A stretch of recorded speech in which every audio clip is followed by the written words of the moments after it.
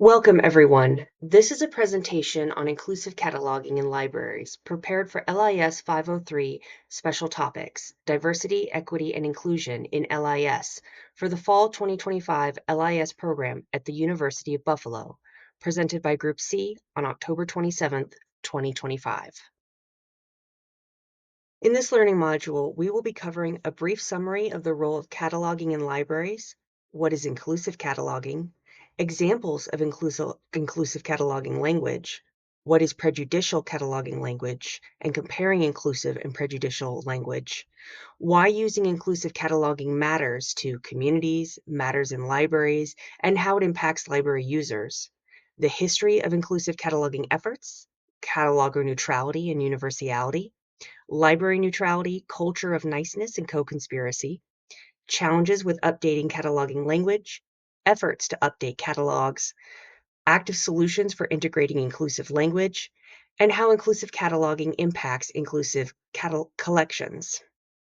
The learning objectives of this module are for students to be able to define and recognize inclusive cataloging, discuss the value of inclusive cataloging for communities, libraries, and users, as opposed to prejudicial cataloging language, relate inclusive cataloging to developing inclusive collections, and position inclusive cataloging in the broader discussion of library neutrality. A quick refresher on cataloging, which is covered in LIS 507. Cataloging is the process of examining and creating representational descriptions of items in a collection. In most library contexts, these representations are MARC records, which stand for Machine Readable Cataloging. Records describe items in two ways: what they are, such as their format, dimensions, length, authors, publishers, etc., and what they are about, such as their subject, genre, an abstract, or a synopsis. The about aspect is what is most relevant to inclusive cataloging in this week's module. Cataloged records provide access to items by allowing library staff and users to search for items in databases, whether that's the integrated library system used by the staff or the online public access catalog used by library users. Well-cataloged descriptive records will provide numerous points of access for searchers, such as the authors or creators, subjects, genres, date of publication, and so on. MARC records are made up of three fields, which use three-digit tags to indicate what type of information is in that field. For the purpose of this week's module, the most relevant are the subject and genre headings, which you'll see collectively referred to as the 6XX fields, since they all begin with 6 but vary on the second and third digits. You'll encounter a few other three-digit tags mentioned in the lecture and readings this week, but subject and genre headings are the main focus of inclusive cataloging. Before we move on, here's a visual example of the cataloging workflow. On the left, catalogers begin with examining an item being added to the library's collection. In the center, they then create a MARC record describing that item. And lastly, on the right, the library's OPAC displays the MARC record for the library user to access in the catalog of the collection. What then is inclusive cataloging? Our approach to inclusive language and cataloging is based in critical librarianship, which acknowledges, examines, challenges, and seeks to change structures of power and privilege in LIS. Inclusive cataloging is described as a way to examine and integrate equity, diversity, and inclusion into cataloging and metadata practices. In practice, inclusive cataloging elevates traditionally marginalized voices, removes or contextualizes language that is harmful or offensive, recognizes description as iterative process, centers empathy, and encourages the use of language that is intentional, person-centered, non-neutral, mindful of diversity, and focuses on the humanity of those described. Through this practice, libraries can catalog materials using language that is accurate and respectful to users represented by those materials, and increase the discoverability and accessibility of the collection. For library users, use of inclusive language and controlled vocabularies applied to cataloging and online patron access portals can be a confirmation of that user's basic right to exist in society.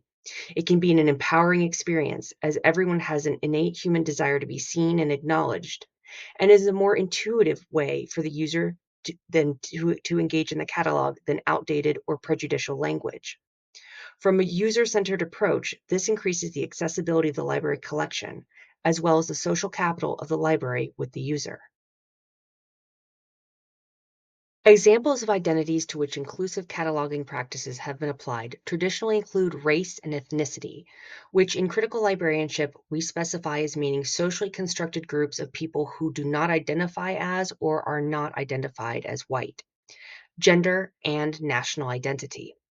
Later applications of inclusive cataloging practices include sexual orientation and gender identity, disabilities, and socioeconomic class. The most recent expansion includes immigration status. Specific examples of applying inclusive language to cataloging include referring to men's sexuality as well as women's in indexing. Often, women's sexuality receives attention in controlled vocabularies, indexes, and metadata, but not men's. This reinforces the perspective that men's sexuality is the norm, while women's is the exception. Cross referencing should include both categories under gender differences or gender roles. Similarly, heterosexuality should receive the same attention in cataloging as queer representation. Queer representation should avoid using monolithic language, lumping all LGBTQA+ groups under the terminology of simply gay. It should avoid objectifying language, especially those with degrading connotations, which reduce people to characteristics or which connotate intrinsic and often negative qualities, such as illegal alien instead of unauthorized immigrant, which in and of itself is a term lacking in empathetic representation. It should use person first language, such as a person with disabilities rather than a disabled person. And it should avoid using plural nouns to describe a people or identity, which, in addition to being objectifying language, hits our contemporary ears in such a way as to signal bias, whether conscious or unconscious of it, or simply using outdated language while being unaware of the historical context of the term. What then is prejudicial cataloging? Prejudicial cataloging language from the word prejudice is language which is objectifying, stigmatizing, and problematizing for users. In cataloging, prejudicial language compromises the cataloger's very function in providing access to resources for library users, as well as decreasing the social capital between libraries and their communities. Not using inclusive cataloging can be argued to be perpetuating the culture of niceness, so as to be acceptable to dominant norms and reproduce dominant structures. Use of prejudicial language can be belittling and hurtful to library users, as well as staff and content creators. It reinforces social invisibility through silence, especially when it is perpetuated by a public institution which claims to serve all people in the community. And it diminishes the sense of self-worth of library users, staff, and content creators. Use of either inclusive or prejudicial language in cataloging impacts a user's search results and ability to access information resources. Use of prejudicial language, however, is a perpetuation of systemic oppression by institutions meant to foster social capital and the common good, and in doing so undermines the well-being of individuals and communities. Lawrence proposes 4 approaches to inclusive collection development, which can be extrapolated to inclusive cataloging. The first is representational inclusionism, which defines diversity, equity, and inclusion according to the presence of characters identified as belonging to an underrepresented group, but is agnostic with respect to the quality of the representation. The second is evaluative inclusionism. This approach focuses on the content of the piece of media, such as the content of the representation within a book or movie. This approach establishes predefined criteria to determine if the content or representation is positive, accurate, and respectful. However, this approach still falls short of what critical librarianship would evaluate as properly inclusive. The third approach is authorial inclusionism. This approach focuses on the author rather than the content of the media. Authorial inclusionism holds that media produced by diverse authors should be considered inherently inclusive, and the presence or lack of diverse representation in the content is conceptually irrelevant. This means the content might not include diverse characters or even characters similar to the author's own identities. The author's identity is enough to categorize the book as diverse and is to be represented as such in the metadata. We'll discuss more about this later when we discuss inclusive cataloging in MARC records. The last approach is authorial authorship, which is an authorial representational combination. This approach requires that the author and some of the characters share an identity. The approach employed by a library directly impacts the extent and the way in which inclusive cataloging language is used in a collection, and ultimately how a user will encounter and use cataloging to access the collection. Hi everyone. This slide discusses why inclusive language matters to communities, and our focus is the ethical and representational power of words. Thomas's reflections on inclusive language and indexing is short, but it makes a lasting impression. We're asked to pause and think deeply about how much power words actually hold in libraries. Indexing may seem like something technical, just assigning subject headings and keywords, but Thomas argues that it's inherently political. The words we use decide who gets seen and who gets erased. For example, if a catalog continues to use outdated or harmful labels, it doesn't just describe information inaccurately, it sends a message: your identity doesn't belong here. Thomas insists that inclusive language is not about politeness or correctness, it's about acknowledging its existence and affirming humanity. Every subject heading, every descriptor is an act of representation, and when we choose not to update language, we're silently reinforcing inequality. She also challenges one of the biggest myths in librarianship: neutrality. Thomas points out that there is no such thing as a neutral cataloger. Every decision that we make reflects a worldview, whether we recognize it or not. Choosing one term over another reflects values, priorities, and power structures. For Thomas, indexing is active representation. Each word either empowers or silences. That makes our role as librarians deeply ethical. We have a responsibility to stay reflective, open-minded, and willing to revise the language we use as communities evolve. This article sets the foundation for everything else we'll discuss. It reminds us that inclusive cataloging begins with awareness, the understanding that the words we use shape who feels visible, respected, and welcome in the library. Inclusive language is about justice, belonging, and the power to be seen. This next slide discusses why using inclusive language matters in libraries. Our focus is turning inclusion into practice through LibGuides and digital spaces. Building on Thomas's foundation, the Saunders, Halliburton, and Burkana article from the Reference Librarian moves from theory to practice. It focuses on how libraries can implement inclusive language and imagery through something very tangible: LibGuides. LibGuides are online research guides created by librarians for specific subjects or classes. Students and patrons interact with them constantly, often before they even step foot in the library. Saunders and her team realize that these guides serve as digital front doors, and that the language and images they use shape users' first impressions of inclusion. The authors developed detailed guidance for creating LibGuides that reflect equity and respect. They recommend avoiding euphemisms, gender terms, or stereotypes, and instead using clear, community-informed language. They also discussed image selection, encouraging librarians to choose visuals that reflect real diversity rather than token representation. What makes their work especially valuable is the focus on sustainability. Language changes quickly, especially around gender identity and cultural terms. Saunders and her team emphasize building feedback loops, mechanisms that allow for regular updates and community input. The flexibility ensures the guidance doesn't become outdated or rigid. The article also acknowledges challenges: navigating disagreements about terminology, dealing with the institutional pushback, and finding the right balance between consistency and responsiveness. But the authors demonstrate that progress is possible when librarians commit to transparency and dialogue. If Thomas gave us the philosophical why for inclusive language, Saunders and her team provide the how. Their work proves that inclusion is not abstract, it's actionable. Every heading, caption, or image choice contributes to the library's message of belonging. Inclusive LibGuides don't just share information, they model respect, awareness, and care for every user who logs on. This next slide focuses on inclusive collecting and cataloging. Our focus here is making diversity visible through collection development and description. Cohn, Crawford, Komahiwa, and Pierce take inclusive practice a step further by linking it directly to collection development and cataloging.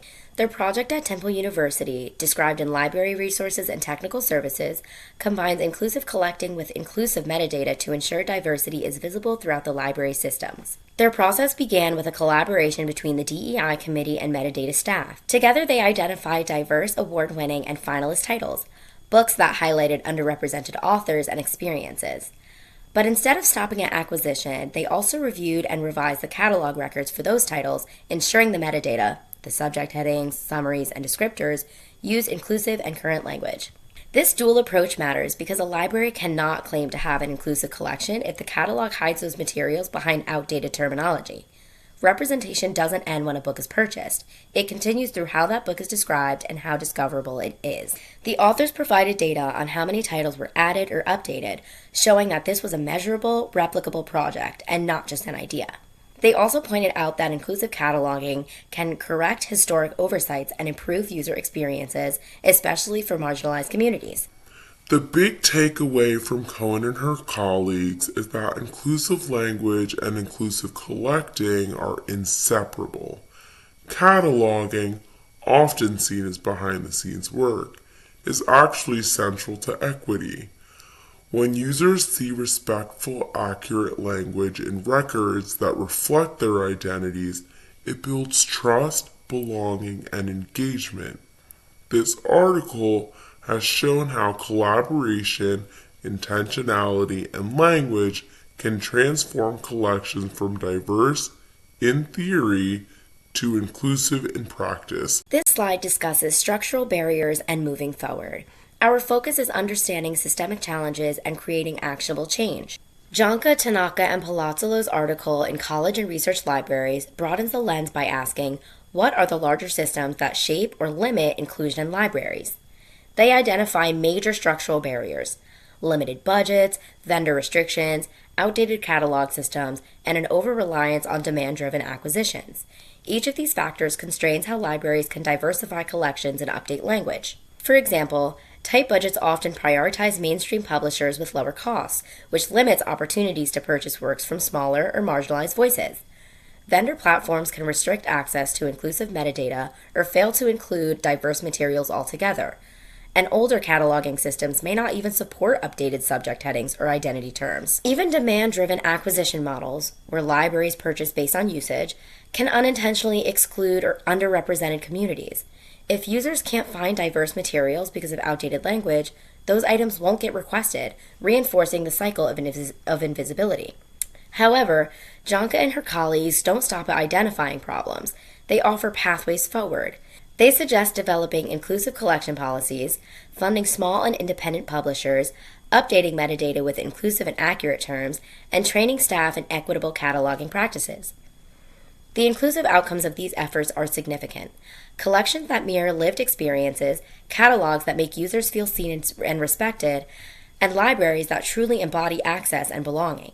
This article reminds us that inclusion is both personal and systemic. Individual librarians can model inclusive practices, but lasting change depends on institutional commitment and structural reform. The challenge is ongoing, but the vision is clear. A library system that not only collects diverse materials, but describes them and its users with fairness, respect, and humanity. When we think about cataloging, it can seem like a boring or technical process, like assigning subject headings so users can find what they need.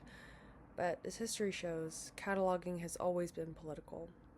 The language we use to describe communities, especially marginalized communities, have real consequences for visibility, access, equity, justice, and belonging.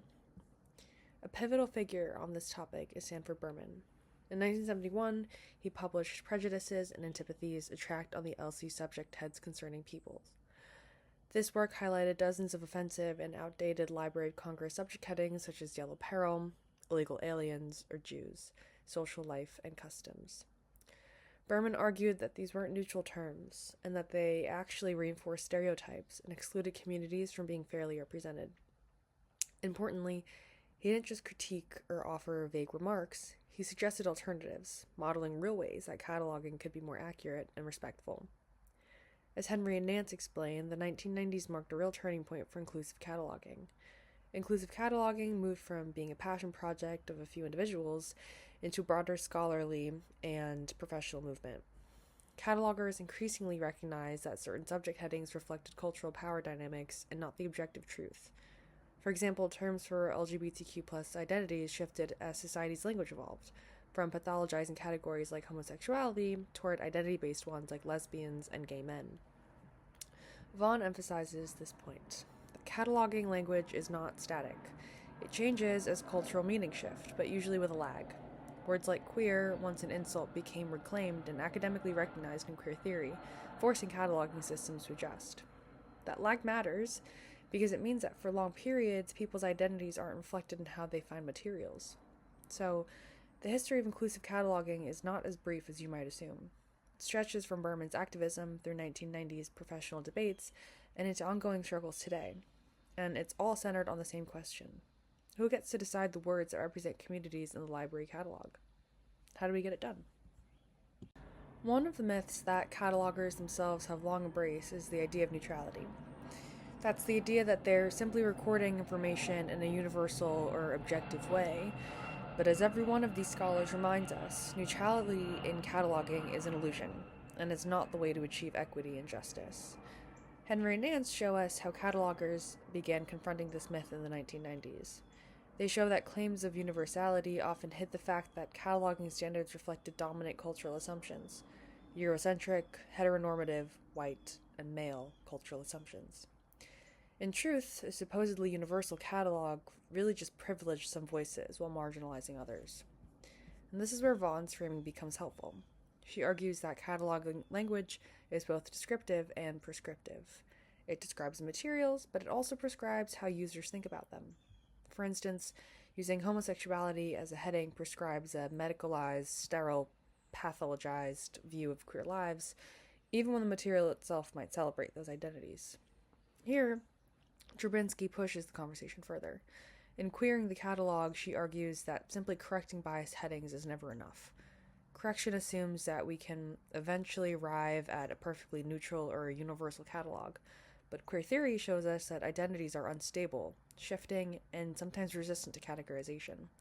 Instead of thinking of a cataloging as a system that can be perfected, Drabinski suggests we see it as always contested and always incomplete. This perspective is challenging because it moves us away from the comfort of correction and universality towards acknowledging cataloging as a political site where power, identity, and meaning are always in flux. Finally, let's connect cataloging debates to broader conversations about libraries themselves. Libraries have often claimed neutrality, presenting themselves as quiet, safe, and universally welcoming. But just as cataloging is not neutral, neither are libraries. Cataloging controversies, such as the decades-long fight over replacing illegal aliens with undocumented immigrants, reveal how neutrality can function as a way of maintaining the status quo. Refusing to take a side often means siding with existing structures of power. As Henry and Nance point out, catalogers who pushed for inclusivity were sometimes criticized as political, but ignoring bias in subject headings was equally political. It just happened to favor dominant voices. This connects to what many scholars call a culture of niceness in libraries, the tendency to avoid conflict, to prioritize civility, and to resist change that might be seen as too disruptive. But as inclusive cataloging shows, meaningful change often requires disruption. It requires us to be willing to challenge authority, question long-standing practices, and even make colleagues uncomfortable. This is where the idea of co-conspiracy comes in. Moving beyond allyship or passive agreement towards active collaboration with marginalized communities. In cataloging, co-conspiracy might mean working alongside the people being named, indigenous groups, queer communities, immigrants, to ensure that subject headings reflect lived realities, not just bureaucratic convenience. Drabinski's reminder is crucial here. The catalog will never be fully fixed. But by embracing its instability and committing to co-conspiratorial practices, catalogers and librarians can continually push the system towards greater justice. So whether we look at Berman's activism, the 1990s surge of scholarship, or today's theoretical interventions, one thing is clear. Cataloging is not just about access, it's about identity, representation, and power. And the work of making it inclusive is never finished. It's ongoing, collective, and deeply political. One of the most significant challenges that faces the updating of cataloging terms is the fact that the Library of Congress subject headings, or LCSH, is by far the dominant controlled vocabulary used in cataloging, not only in the United States, but in many catalogs around the globe, as noted by Bates and Rowley and many others. As LCSH is a vocabulary developed in the United States, this means that not only must its offensive and outdated terminology be navigated, but the vocabulary is insufficient for describing many of the subjects that are found in works outside of the United States. And as mentioned by Henry and Nance and by Frizzell, to name just two, the Library of Congress has historically been slow to adapt and update its terms. Even with more recent efforts to streamline and open up the process of proposing new terms and changes to existing terms, discussed more on the next slide, it is still a very slow process. Another challenge is the difficulty of retrospective cataloging, that is, going back and editing previously cataloged records, as discussed by Bates and Rowley and by Golub et al. Even when terms in a controlled vocabulary do get updated, many older records will get left behind, making them more difficult to search for and find, or leaving them with offensive terminology in place. Whether terms are being created or updated in LCSH or in other vocabularies, deciding the terms must be done with care. Folsom and Daniels discuss the importance of self-naming by groups whenever possible in their essay, It Isn't Part of Our Language, about efforts to update LCSH terms about the Haudenosaunee people, which is one of this week's readings. In some cases, though, self-naming presents its own challenges if there is disagreement within the community about the preferred terms to use, or even about their spelling. And for some marginalized communities, codifying their in-group terminology in a controlled vocabulary may be controversial in and of itself. Using the terms that are used by the community itself can help provide access to materials, but can also remove some of the power of those terms. As Pettit writes, much of the power in queer and trans language exists in its obscurity. As the language becomes more institutionalized and rigid, it loses its power. This is true for many other marginalized communities in their language, not just the queer and trans community. One of the most significant challenges that faces the updating of cataloging terms is the fact that the Library of Congress subject headings, or LCSH, is by far the dominant controlled vocabulary used in cataloging, not only in the United States, but in many catalogs around the globe, as noted by Bates and Rowley and many others. As LCSH is a vocabulary developed in the United States, this means that not only must its offensive and outdated terminology be navigated, but the vocabulary is insufficient for describing many of the subjects that are found in works outside of the United States. And as mentioned by Henry and Nance and by Frizzell, to name just two, the Library of Congress has historically been slow to adapt and update its terms. Even with more recent efforts to streamline and open up the process of proposing new terms and changes to existing terms, discussed more on the next slide, it is still a very slow process. Another challenge is the difficulty of retrospective cataloging, that is, going back and editing previously cataloged records, as discussed by Bates and Rowley and by Golub et al. Even when terms in a controlled vocabulary do get updated, many older records will get left behind, making them more difficult to search for and find, or leaving them with offensive terminology in place. Whether terms are being created or updated in LCSH or in other vocabularies, deciding the terms must be done with care. Folsom and Daniels discuss the importance of self-naming by groups whenever possible in their essay, It Isn't Part of Our Language, about efforts to update LCSH terms about the Haudenosaunee people, which is one of this week's readings. In some cases, though, self-naming presents its own challenges if there is disagreement within the community about the preferred terms to use, or even about their spelling. And for some marginalized communities, codifying their in-group terminology in a controlled vocabulary may be controversial in and of itself. Using the terms that are used by the community itself can help provide access to materials, but can also remove some of the power of those terms. As Pettit writes, much of the power in queer and trans language exists in its obscurity. As the language becomes more institutionalized and rigid, it loses its power. This is true for many other marginalized communities in their language, not just the queer and trans community. Two examples of projects integrating homosaurus vocabulary terms into MARC records are at the Denver Public Library, detailed in this week's reading by Javade and Parkhurst Strout, and at the Mount Royal University Library in Calgary, Alberta, which is discussed in this week's video by Cohen and de Guzman. Some institutions that have projects implementing local subject headings include the Washington Research Library Consortium, which set up a forum allowing anyone in the consortium to make suggestions to its reparatives cataloging subgroup, Cornell University, which reached out to leaders of the Haudenosaunee nations to learn their preferred terms, and the University of Virginia, which established their Subject Access Enhancement Initiative, which, like the Washington Research Library Consortium, fielded suggestions through a forum, alongside their own investigation into terms inspired by alternative vocabularies.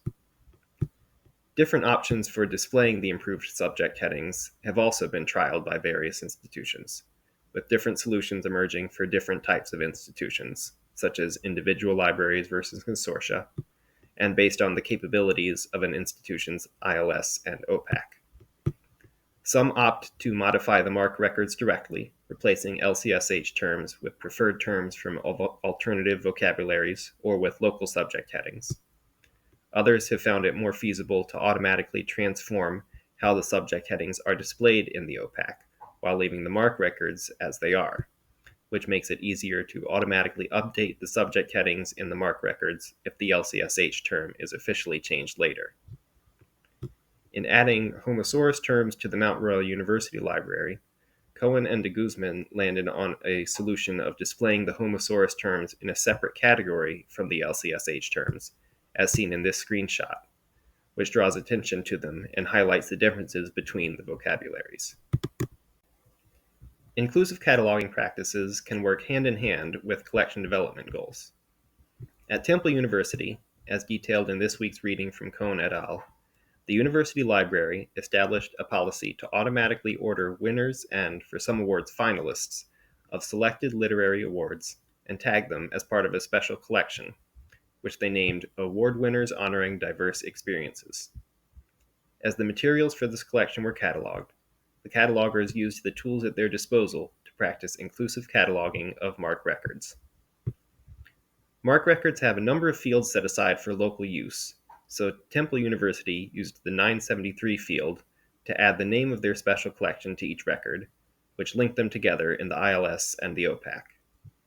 They also made use of the 386 field, which is only recently established for describing the demographic characteristics of creators and is not yet widely used, in order to make the creators' demographics a searchable access point. And they included the names of any awards received in the 586 field. Finally, they critically analyzed all 6XX fields for subject and genre terms, and took the time to perform more in-depth subject analysis than they may have otherwise done for materials not part of this collection. At Louisiana State University, O'Neill et al. Described the process of establishing the university library's Trans Collections Project. The Diversity Committee's Collections Task Force used LCSH headings to audit their existing collection and determine which of African American studies, disability studies, gender and sexuality studies, and transgender studies was least represented.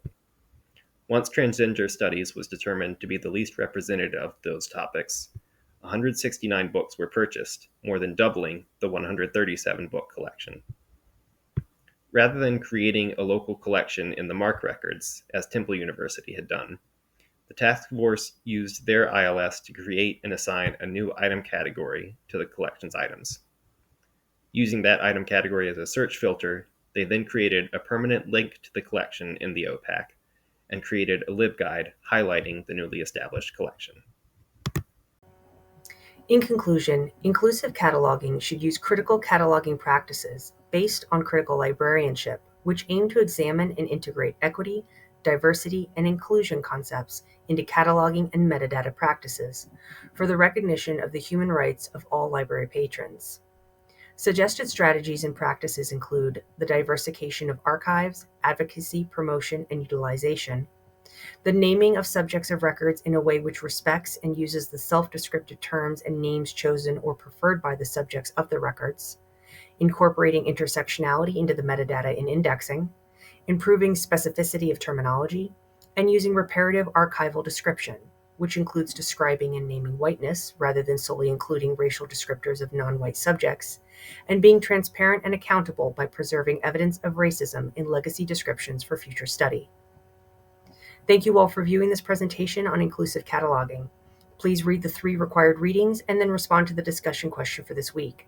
We look forward to reading and engaging with your posts.